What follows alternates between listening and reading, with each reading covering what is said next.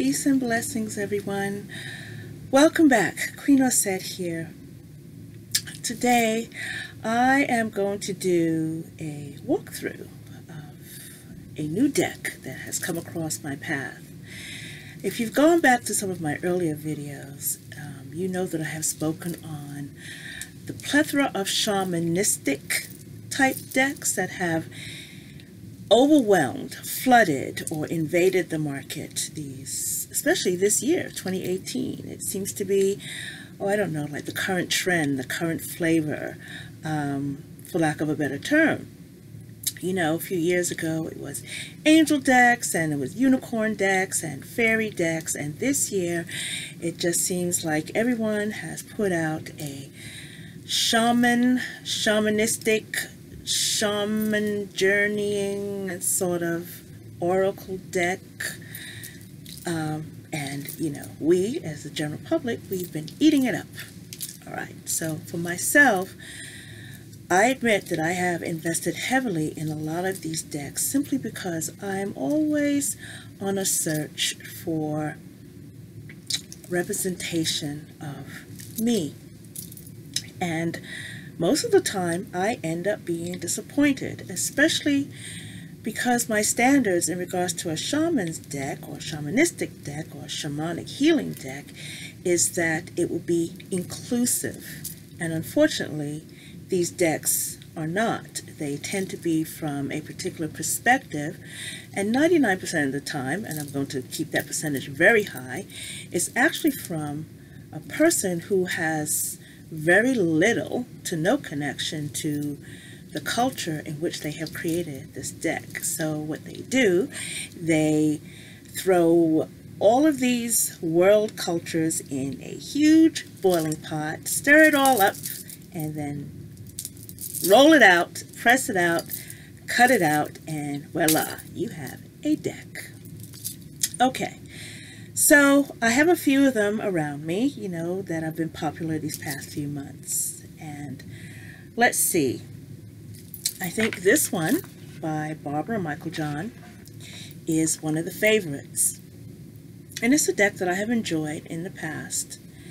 But it, of course, has left me a bit wanting.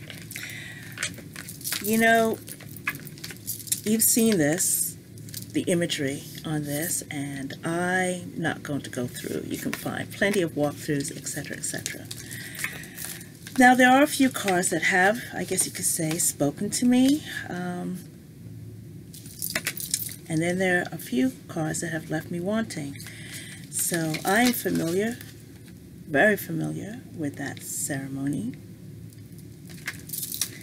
and you know, this card, Ancestors, I guess that gentleman would be a connection to me. You know we are supposedly all connected, but unfortunately a lot of these decks tend to pick and choose, and this is where I have my problem. And of course, you know, this depiction, which is derogatory.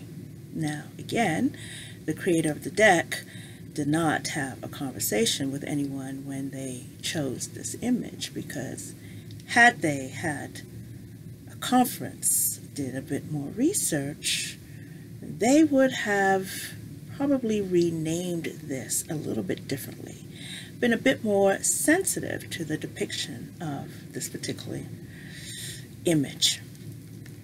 Okay, so that's one deck. Then we have this one, Sacred Earth. Now, when I hear a title that includes the word Earth in it, the word Earth in it, I expect to see Earth, representation of all of us, and especially in this day and age where we have access to, I don't know, so much information by the interwebs, and we become more global. You know, we're more interactive, and we're supposed to be part of this collective web and collective consciousness. I'm expecting it to be more expansive, that we should be a bit more, you know, mature and grown and far-reaching than we are. So, you know, I was quite disappointed when I was going through this deck and saw nothing that looked like me. And it made me wonder, am I not part of the earth as well? Now, the reason why I'm going on about this, now, maybe the creator of the deck, this is how I feel, absent. And this is what I hold on to, preservation. Because I know that death is not the end. And the reason why I'm going on about this in this fashion is because this morning, you know, one of my favorite YouTubers, Jessica, the Story Witch, she posted a video about the letter O from her A to Z series. And O stood for other. And she quoted from Starr's famous book, fabulous book. You know, of course, some of the information in that book is a bit outdated today, about the goddess and how she became the god and the goddess together, you know. But there was never any division, you know. Very, very early in human culture, human history, boundaries were not, they were not non-existent, you know. There wasn't an us and them, it was all of us. And as we become, I guess you could say, I don't know, I can't even say industrialized, something happened to create this shift, this box where it is us and them, you and I, me and you, and we're opposing factions. And where we are, especially within the spiritual community, I have become very sensitive to seeing actually the chasm between all of us. And frankly, it has left me just a little bit disappointed because I'm expecting more of a unification, especially in this spiritual community, you know, this community where we're all trying to elevate. I'm expecting people to be a bit more open and embracing. And yet, when decks like this are created and supported, I feel disenfranchised. I feel marginalized. Now, as a deck creator, you can create a deck any way that you want. I'm not saying that every deck should be inclusive. You're creating from your perspective. But in this day and age, shouldn't your perspective shouldn't it be a little bit broader? Why is your perspective so narrow? And then what makes it worse is when you create a deck, a piece of artwork that's supposed to be inclusive, but you've forgotten something, or you feel like, oh, let me fix this, let me add something, and you throw one card in the deck. And you can say, hey, it's an inclusive deck. You can say, this is a deck that speaks to all cultures, and you, out of Africa. And my question is, Africa is a continent. Which country in Africa did you go to? Did you speak to the Obia woman? Did you speak to the Sangoma? Do you know anything about the Inkisi? You say Africa. And so those of us who are truly African are left wondering, how are we included in this? Okay, so enough of my lecture. I want to show you this deck because I think we're getting closer. You know, I appreciate this young man stepping outside of the box, willing to break through the status quo, and hopefully doing something to help us get uplifted, you know, bring us closer together. So pretty much all of you are familiar with Kyle Gray. You know, his Angel Prayer deck, which was the first one to come out, and it had that, I don't know, you know, super glossy, superhero, I'm not going to say cartoonish, anime, not even anime sort of look. It wasn't everybody's cup of tea. It's a deck I still enjoyed, all right?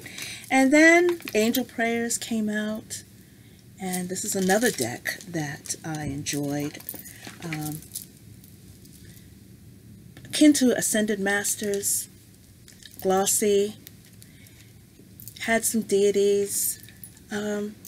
Still, you know, not quite when I'm looking at so much of that. Okay. But again, you know, we want to talk about being inclusive, and we want to talk about cultural appropriation. And it seems the ones who talk the loudest and the most are those who are doing the appropriating. Now, be warned that our silence is not to be taken as a sign of weakness or passivity. There are those of us who will speak on this soon enough. But right now, I would like to share with you this Angels and Ancestors Oracle deck by Kyle Gray. When I heard that he was creating this deck, anything that says ancestors, I'm going to buy it. I'm for it. And I did not see the imagery outside of this one on the cover. And I didn't do any further research. And, you know, it's not an expensive deck, and I was willing to make the investment.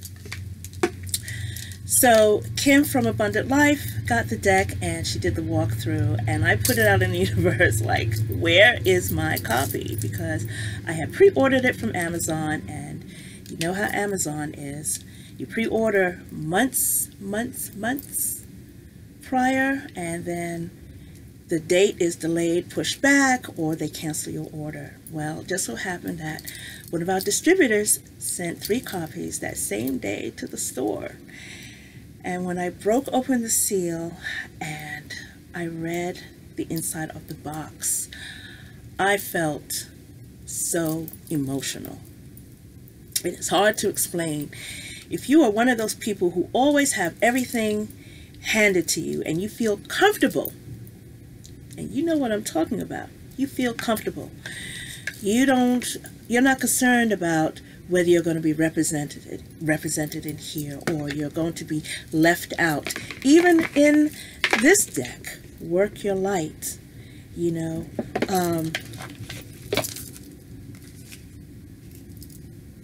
my expectations are low. Where am I? And we can use the excuse that, oh, let's see, it's an animal deck, or it's a geographical sort of deck, you know, earth-based energy deck. But I really think that that is a poor excuse. It's a cop-out for willing to step out of your safety zone, you know, and do something a little bit different.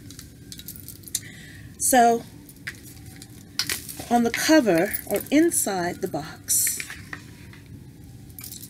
Kyle Gray, he has a prayer. And it says, Guardians of the Four Corners, Mother in the earth, Father in the sky, angels and ancestors, sacred ones, I call on you and welcome you here and now. And in the bottom of the box, he says, I set the intention that whatever is gained from the lessons learned from this tool will be dedicated to the growth of all beings in all places. It's a beautiful box. This lovely green, hay house quality, matte, what I call a satin matte finish. Okay, I mean, it's less than $20. And if you come by where I am, we've got a coupon out. Just put that out there. So, typical fashion. I love the back. Do you see the shield? With the directions, the moon cycle, the astro.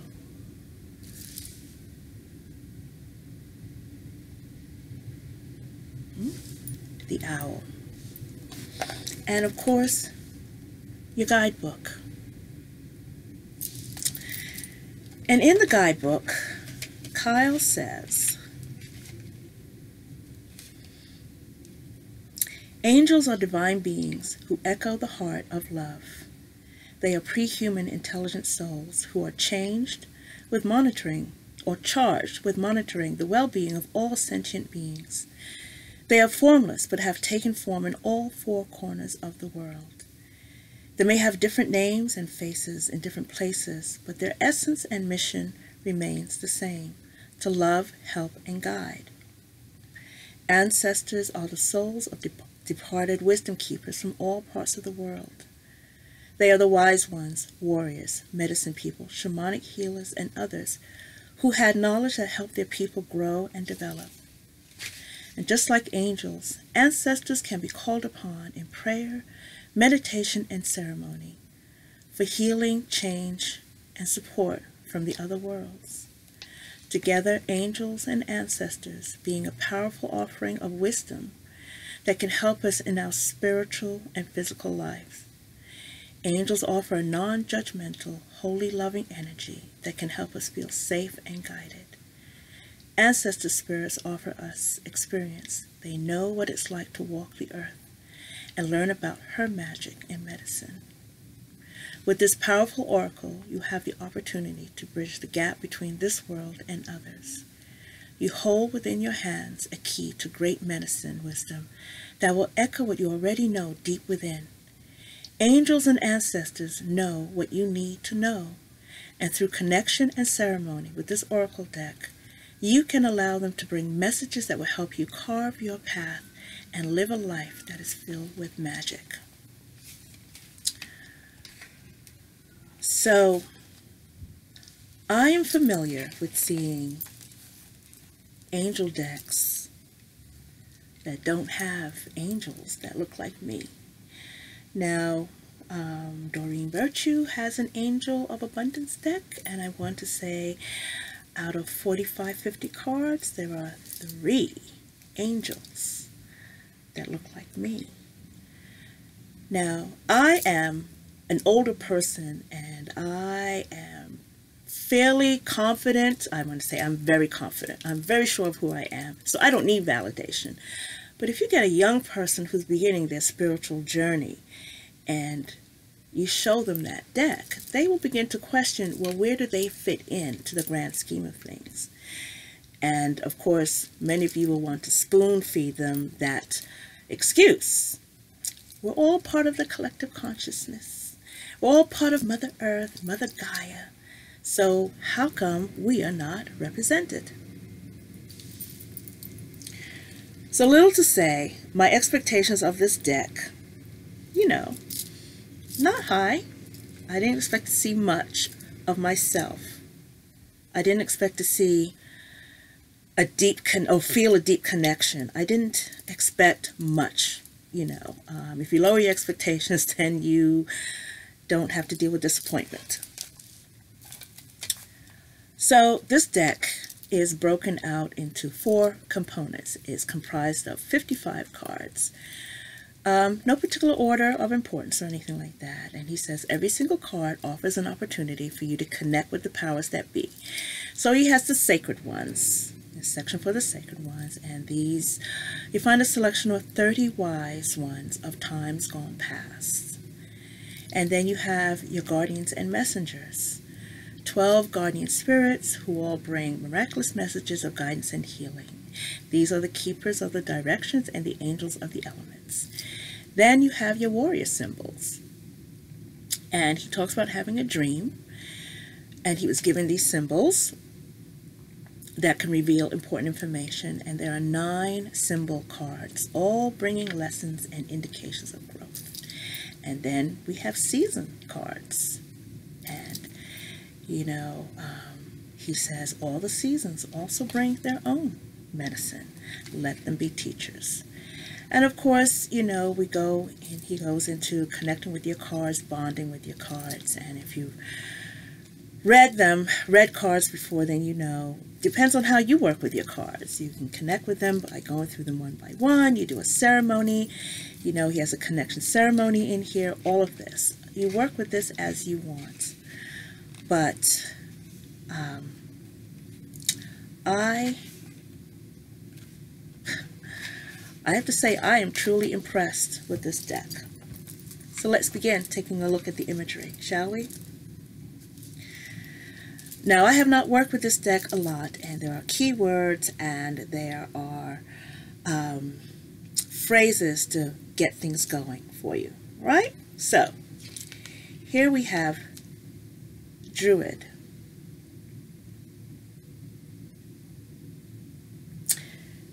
Hold space. I don't know much, if anything, about Druidry, but I feel a connection to this elder. But he has a card. Elder.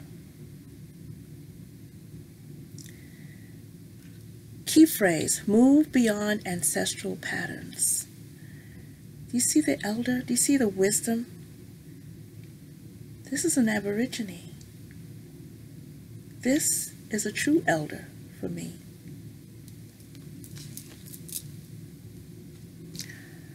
Father Sky. Trust in the unknown.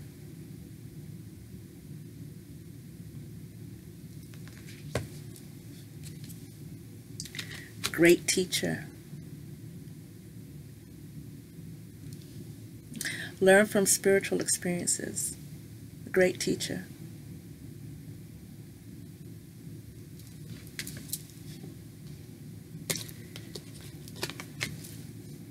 Here's a hermit card. Retreat and recharge.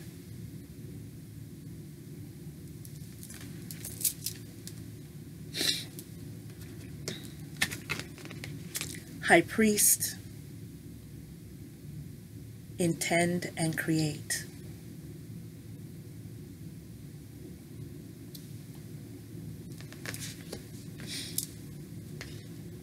And of course,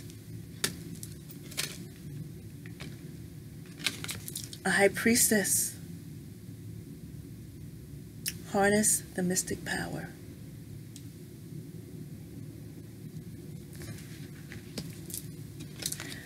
The Hunter,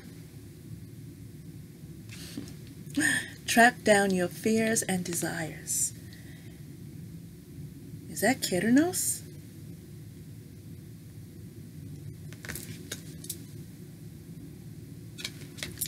A Knight, be brave and honest.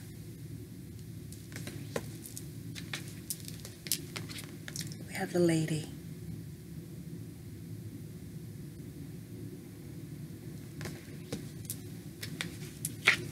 And we have the Lord.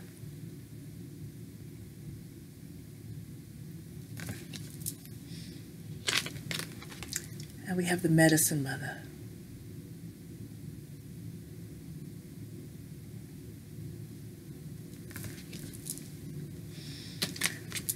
Mother Earth.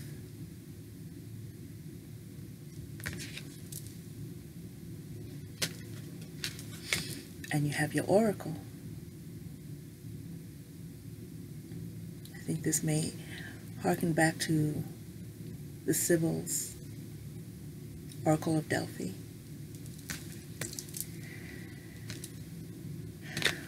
Peacekeeper. White Buffalo Calf Woman, let go of the need to be right.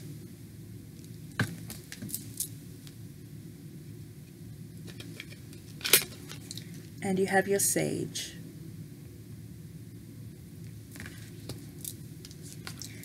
Dear Seer, see beyond the current situation. Let's see. Here's your Shaman.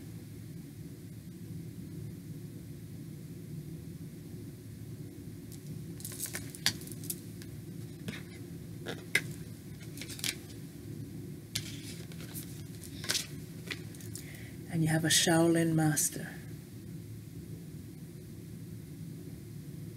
It's rare when you see a representation of this in any oracle deck.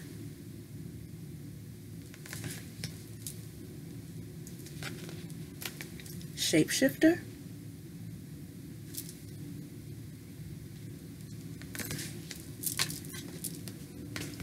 She-wolf.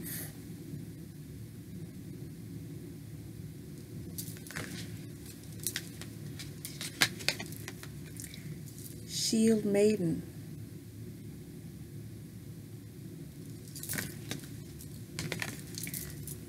Spirit fox. Starr ancestor. Follow the voice of your soul.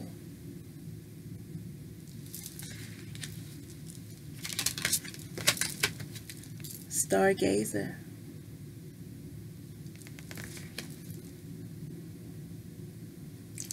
Trader. Exchange energy to create abundance.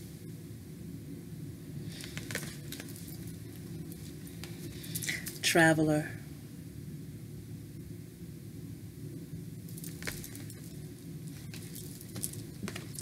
Warrior. When's the last time you saw a depiction of a warrior? A true depiction.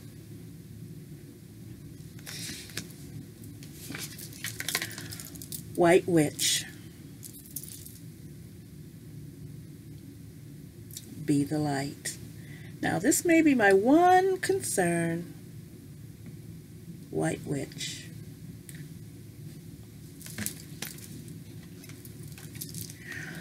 Wise one. And then we have your guardians.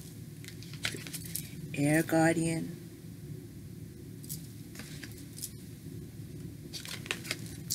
Animal guardian.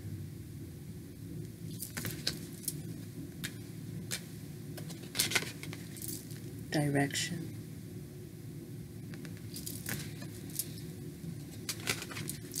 Earth.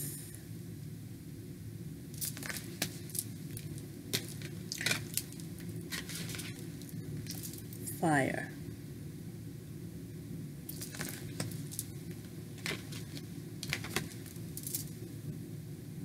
Guardian angel. This, to me, is the best depiction of a guardian angel that I have ever seen. This.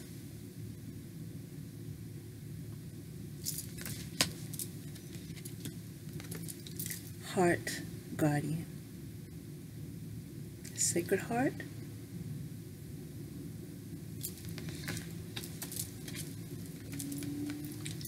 Magic guardian.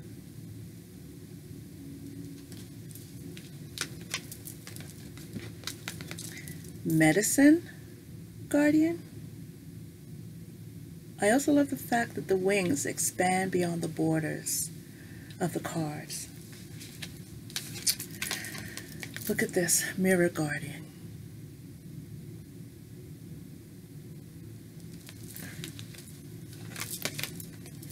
Protection guardian.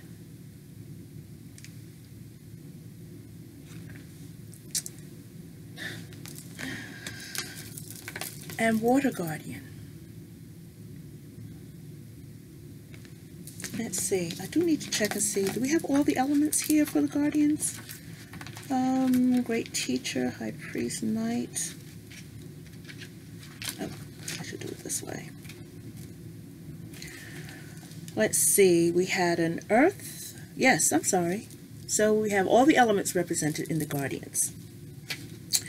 Now we move on to the warrior symbols. So I know Kelly from Truth and Story, if you watch this, I know that it's important for you to have the directions, the elements, which I think is just fantastic. Now we have the symbols. Arrow.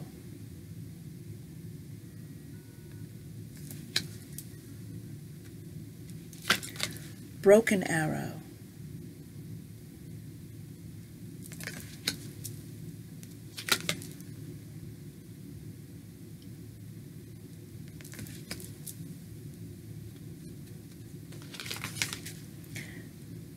Right now, most of the symbols seem very Native American in feeling. I'm not bothered by that. We have the moon with her cycles. Take note of intuitive messages. Mountains. Snake. Shed old skin.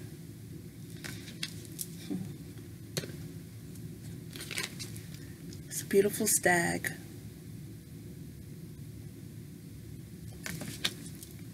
Sun.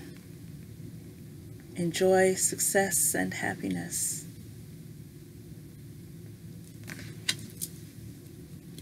And then we have the seasons here. Autumn. Release the old and rest. That's where we are now. Spring. See your seeds grow.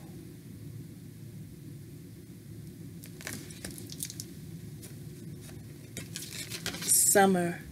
Bask in joy and light. The bee. And winter. Take care of your needs.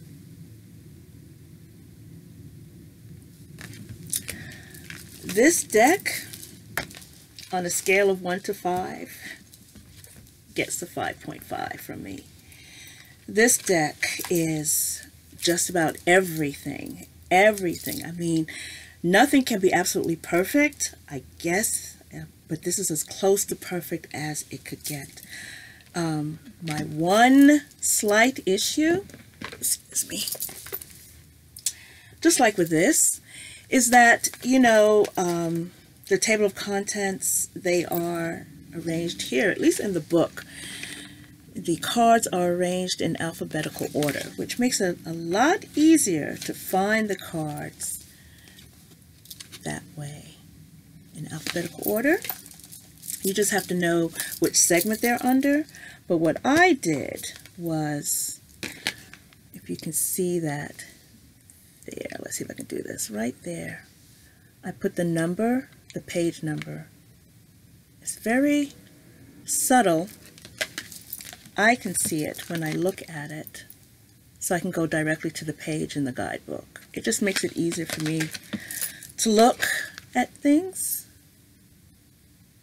You see that there? 32. I just use a metallic Sharpie and number the cards so that it's easy for me to look at. I don't know. I'm just in love with this deck. And if anyone gets it, I'm going to put a link to Kim from Abundant Life Tarot. And I'm sure someone else is going to get this deck and do a walkthrough of it as well. I'm just impressed. I really am.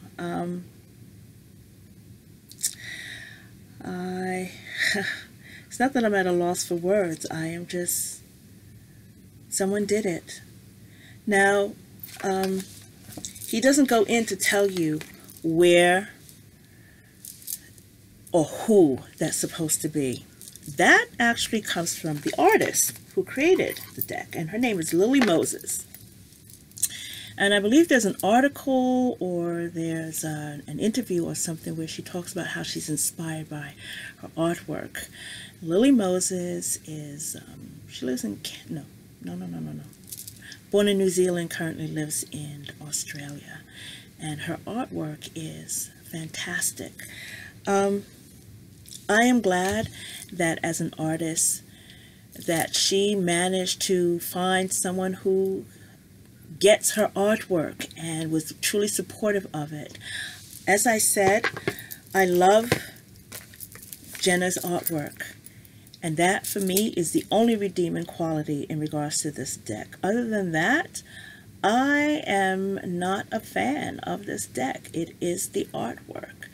So Jenna, thank you so much for filling this oracle with your vibe and your energy. I appreciate Colette Baron Reed, and the other person will go unnamed. But this deck, get it. This needs to be in your collection. I'm not pushing any sales. This has nothing to do with Hay House. This is just a deck that, as they say, levels up. It brings the energy up. It brings the vibe up. It brings me hope that we can actually start to become unified. That concept of other, we can start working on dispelling that. I actually feel included. I actually feel like I am part of this. Finally, as I said, I don't buy a deck looking for diversity or inclusiveness or anything like that. But if you're going to do it, then do it. Don't put one or two cards in the deck and say, hey, Osset, you know, sure, the deck is diverse. It's not a diverse deck. But if you're going to do a deck that talks about being earth or sacred earth, it makes me wonder, what is your view of the earth? I mean, in this day and age, 2018, this is not 1918, this is not 1818. Where's your global perspective?